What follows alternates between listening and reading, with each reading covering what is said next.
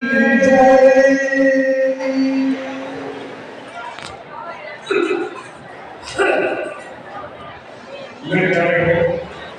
बहुत सुंदर है और बड़ी पवित्र जगह है। और जगह को पवित्र होती नहीं बनाया जाता है।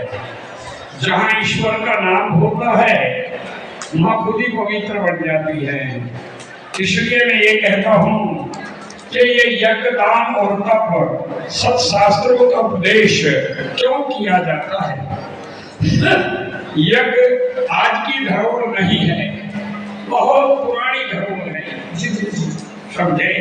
तो यज्ञ दान और तप सत्शास्त्रों का उपदेश जीवों के कल्याण के लिए और पृथ्वी का रक्षण करने के लिए ही ये किए जाते हैं। और यज्ञ तो बहुत महान होता है।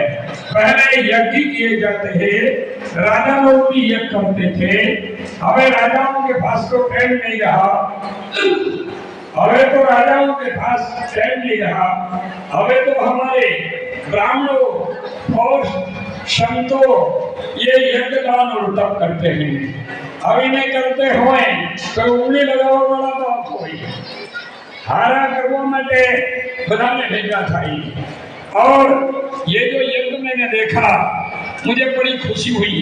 शास्त्री जी हमारे जो यज्ञ करा रहे हैं वो भी एक महान पुरुष है। इसलिए कहने का तात्पर्य यह है कि यज्ञ में ब्राह्मणों का धर्म है कि यज्ञ दान और तप सत्शास्त्रों का उपदेश जीवों के कल्याण के लिए और ये पृथ्वी का किया जाता है। मेरे प्यारे हो, ये ब्राह्मणों के लिए नहीं है, न साधुओं के लिए ही बनाया है, उनका तो कल्याण ही है। और तुम्हारा कल्याण कब होगा भाई? तुम्हारा कल्याण के लिए ही ये सब किया जाता है।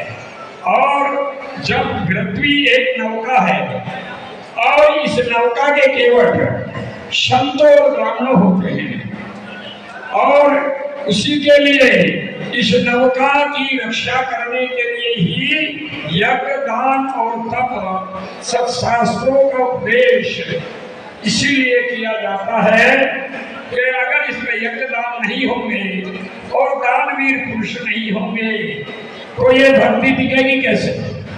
अरे एक नौका है, अगर उसकी रिपेयरिंग नहीं करोगे तो नौका डूब जाएगी।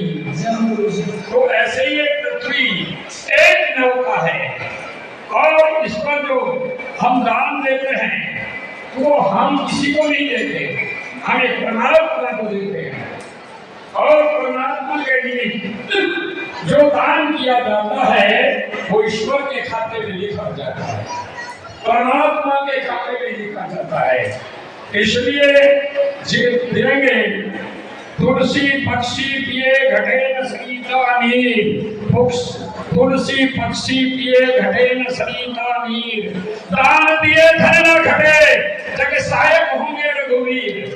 भगवान की सहायता करते हैं ये बच्चे। इसलिए हम धरती पर आए हैं तो हमें कुछ करना ही चाहिए, क्योंकि जितनी योनियां हैं सब भोगों को भोगने वाली हैं, वरना कोई योनि कर्म बनाने वाली नहीं है। मेरे प्यारे, पशु पक्षी या कुत्ता बिलाड़ी कोई कर्म नहीं बना सकता।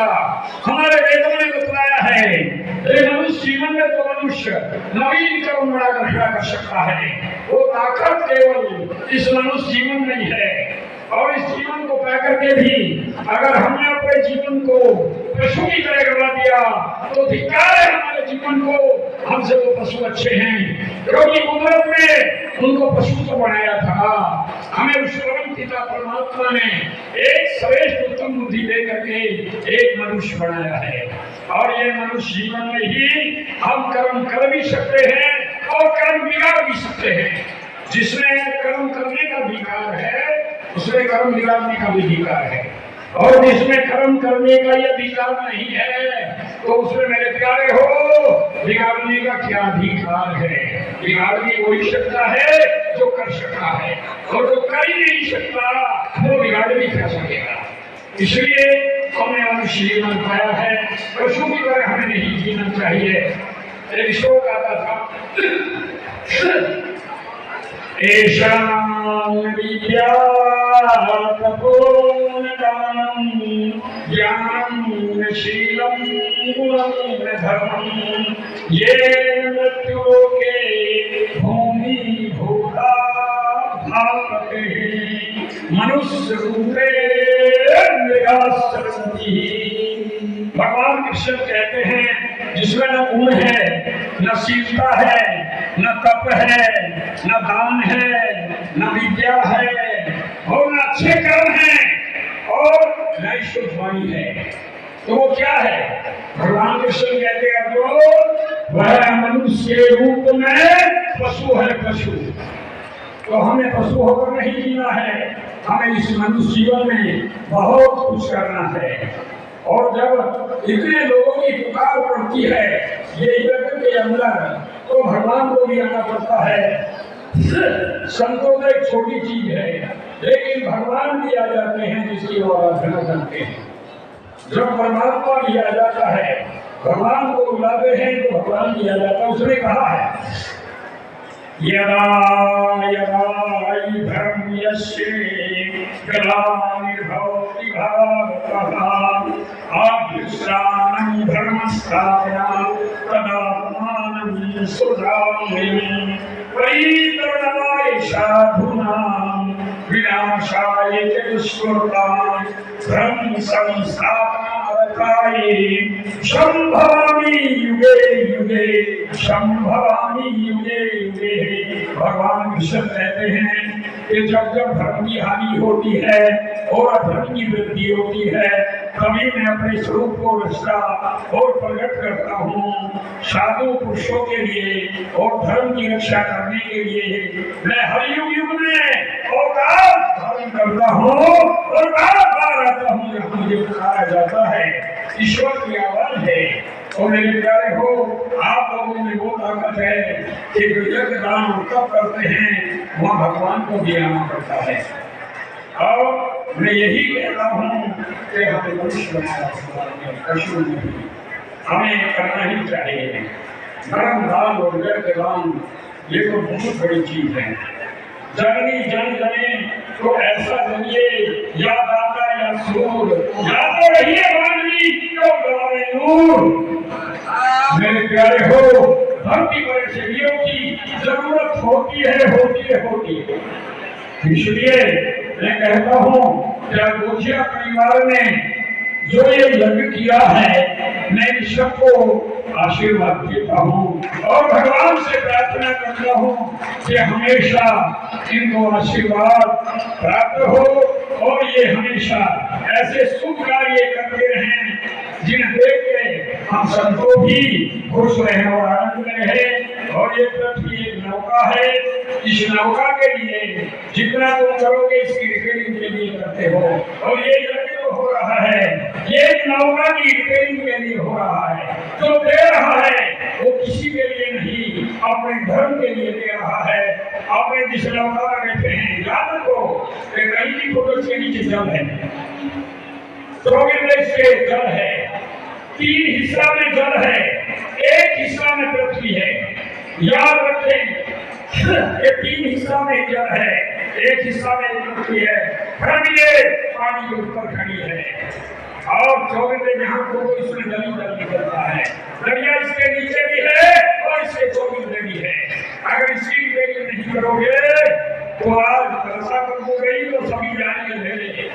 इसलिए हम यज्ञ दान और तप सब शास्त्रों का उपदेश जो होता है उसमें हमें सहयोग देना चाहिए और जितना बने उतनी मेहनत करनी चाहिए।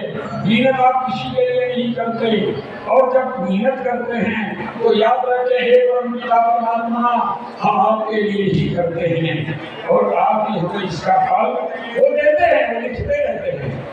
उनके खाते में जो लिखा जाता है वो कभी नहीं मिटता और जो नहीं लिखा गया क्योंकि वो न्यायकारी है। बहुत से लोग देते हैं हमारे भाग में नहीं है, हमारे कर्म में नहीं है। अरे कर्म में तो जब होगा जब कर्म करेगा, बिना किए लगता नहीं, किया ना बिरथा जाए, बिना की कोई वस्तु लगती नहीं है और क्या हुआ कभी बिरथा नहीं जाता।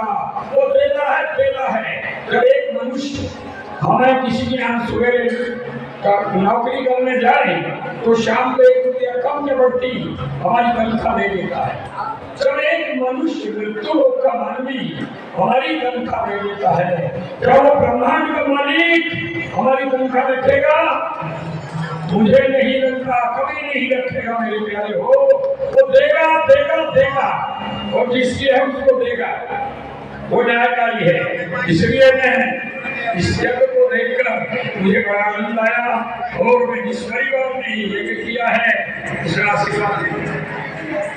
हाँ, और हमारे ग्राम में जो यज्ञ कर रहे हैं, मैं तो भगवान से प्रार्थना करता हूँ कि हमेशा ये ऐसे यज्ञ करते रहें, और आप लोगों को भी ये शुभ अवसर प्राप्त हो, और इनकी आवाजें, इनका सुर हमेशा बना रहे, ऐसा भगवान से प्रार्थना करता हूँ और आशीर्वाद देता हूँ।